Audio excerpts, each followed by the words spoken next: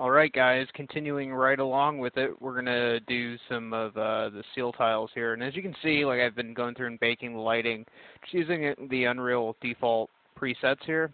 And it's pretty good. Like, I'm pretty happy with where the lighting's kind of heading. You know, I tend to like lighting a little bit more blown out. You know, and it's obviously not the most realistic way to do things, but it's kind of a preference thing. But when I'm, looking at doing these floor blockouts, I look at reference art just like the one you see here, and I try and break the space down roughly based off of kind of how I would see the space in like kind of designer blockout geometry. So kind of keep that in mind as you're doing like your floors and that kind of stuff. You're really just breaking it all down. You're looking at 300 by 300 and what can fit within that, or whatever scale you choose to use, or in whatever size you choose to use. You're just fitting within the dimensionality of that. And when you choose, like where you choose and when you choose to do that, it's kind of up to you and kind of a preference. But eventually, you do want to make sure it fits in within that metric. Some simple spline modeling here will get us started, and then the process is going to rinse, wash, and repeat itself. You can see here I'm just kind of setting up the tiles roughly to try to make sure they work, making sure things seem the way they should. And again, remember, like I said, you want to make sure the things are closed as well. It's going to help. And just thinking about an alternative design here, maybe it would be nice if these things, just for some breakup, I feel like there's too much linear repetition if it was just squared off like that. So I'm going to make it so you have to rotate the mesh or mirror the mesh to get it to work, and then maybe add some additional socketing on the sides just to create some visual interest and to make my life a little bit more complicated. So yeah, I'll let you guys go ahead and watch this. Again, like I said, with these later videos, there's not too much new things for me to say. I wanted you guys to be able to see the process and make, in case for those of you guys who really did want to see this, give you guys the option to go through and watch as much as you can in case you wanted to follow along or, try and do your own thing. So again, at this point, just stay loose with things and most importantly, have fun with it. All right, guys, I'll talk back with you in just a few.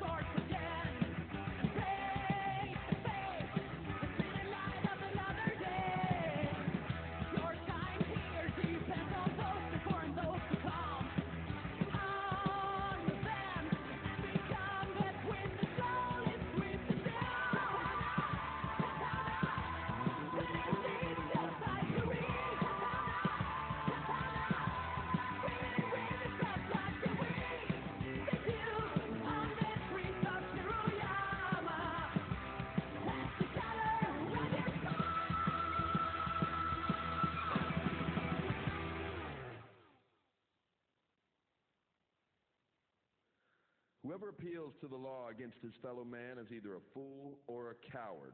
Whoever cannot take care of himself without that law is both. For a wounded man shall say to his assailant, if I live, I will kill you. If I die, you are forgiven. Such is the rule of honor.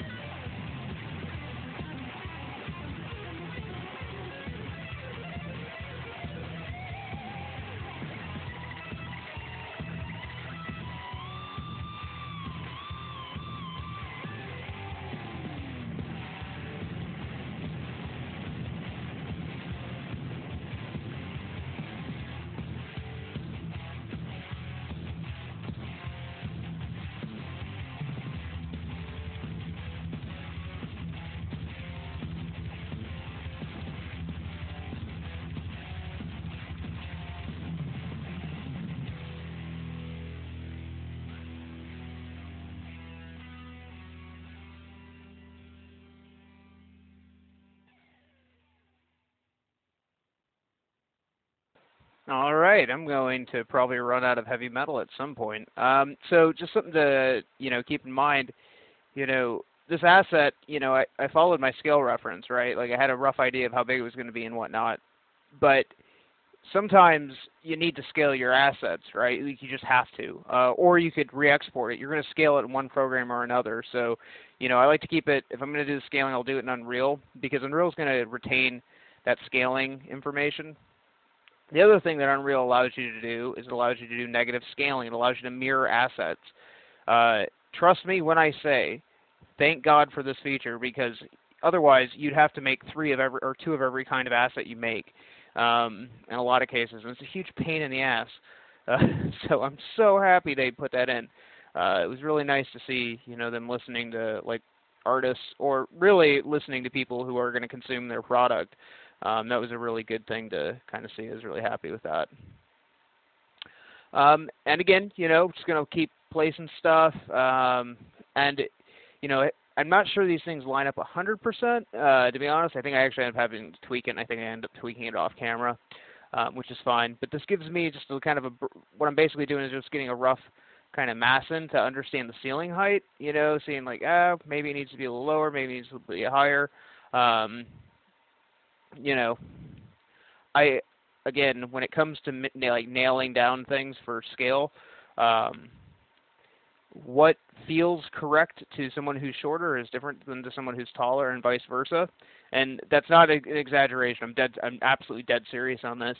That was an issue when I was working on some stuff with the launch titles for VR because the way the world visually feels to somebody who's not tall, like I'm like 5'5", or I can lie, I'm 5'6". No, I think I'm like 5'5", 5'6", somewhere around there. Um, you know, your general views on things are just different, right? And I think somebody who's like 6'4" or something like that, or 6'8" or whatever, it's the same thing, right? Their frame of reference of the world is just different. So bear that in mind as well. Like, you want to make this kind of feel right.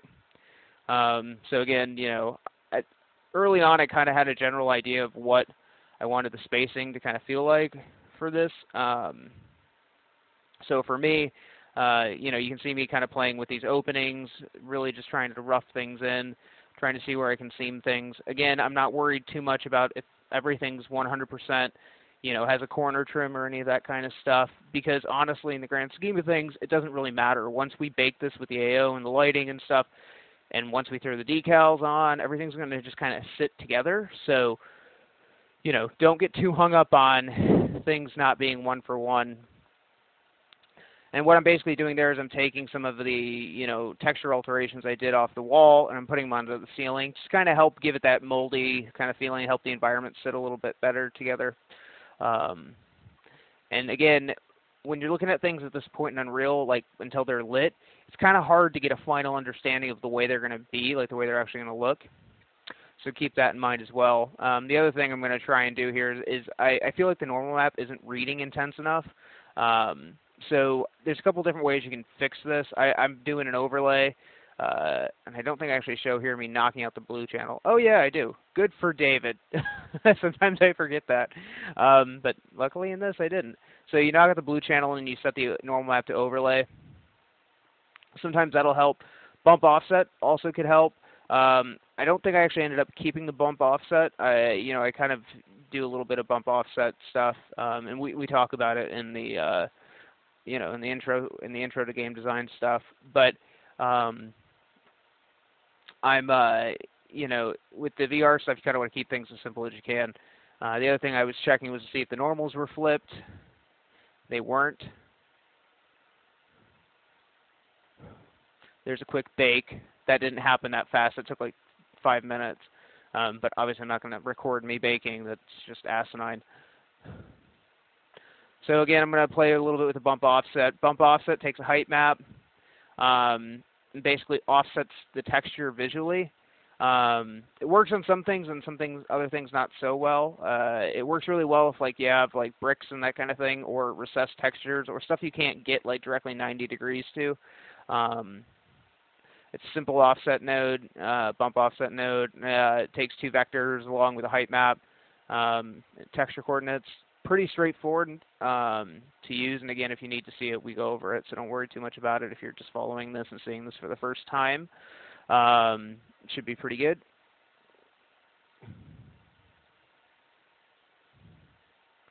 And I'm reading on the left there on the documentation to make sure I'm doing this all right. So my height map is incorrect, and I honestly I didn't even realize it until after just looking at it.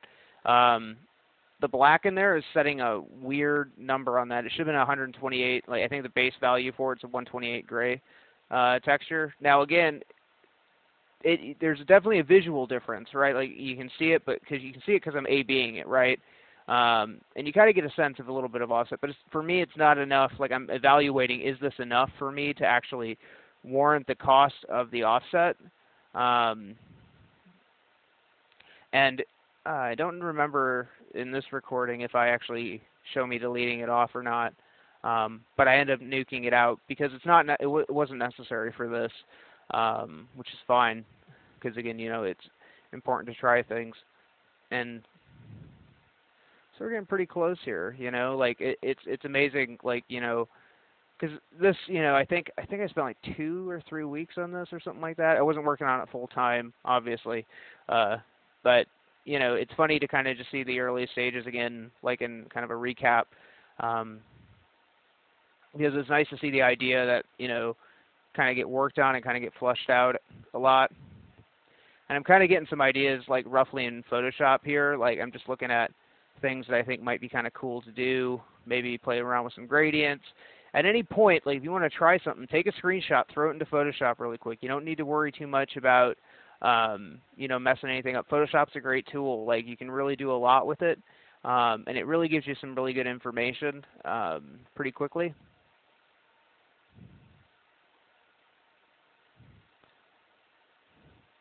I don't know what information I was trying to convey there, but obviously I went somewhere with it. Oh, I know what I was doing.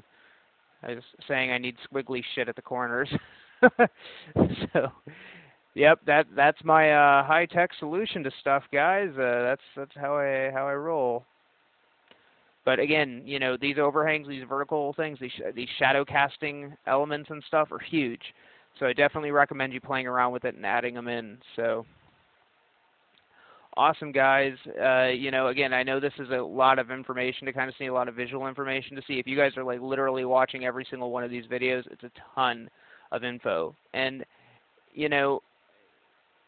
I recommend, like, just as a frame of reference here to understand, like, environments, and I'm sure you guys know this if you're buying these tutorials, but environments are a shitload of work. Like, they really are.